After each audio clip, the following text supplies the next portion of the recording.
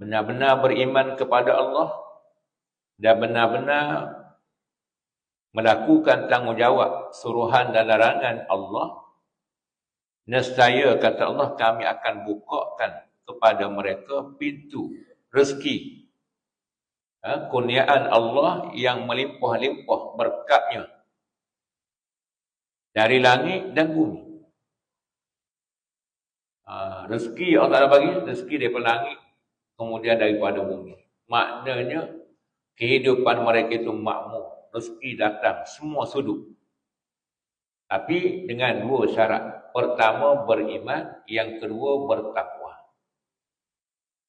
Ada dua ini, hidup dia itu aman sentosa, tenang, rezeki, banyak berkat. Tapi Allah Ta'ala nyatakan, walakin kadzabu, akan tetapi mereka mendustakan. Mereka tak percaya juga. Mereka tak beriman. Mereka menolak ajaran Nabi-Nabi Rasul-Rasul mereka. Fa'akhadnahum bima kanu yaksibun. Lalu Allah Ta'ala bertindak dengan menimpakan azab kepada mereka dengan sebab apa yang mereka usahakan, apa yang mereka lakukan. Maknanya bala Allah Ta'ala ni tidak turun dengan sebab tanpa dosa. Makna bala-bala Allah turun ni dengan sebab manusia itu sudah melakukan perkara yang mungkar, perkara yang fahsyat, perkara yang Tuhan marah murka. Sebab itulah Allah turunkan bala mana-mana tempat, mana-mana negeri. Nabi Allah SAW tengok kaum dia macam mana. Dalam bab ekonomi menipu. Ya. Tipu orang ramai.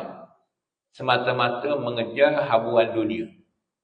Mereka tidak peduli lagi halal dan haram. Ini kisah. Apa tujuan? Tujuannya supaya umat Nabi Muhammad sallallahu alaihi wasallam jangan mengambil perbuatan yang sama. Jangan melakukan perbuatan yang sama.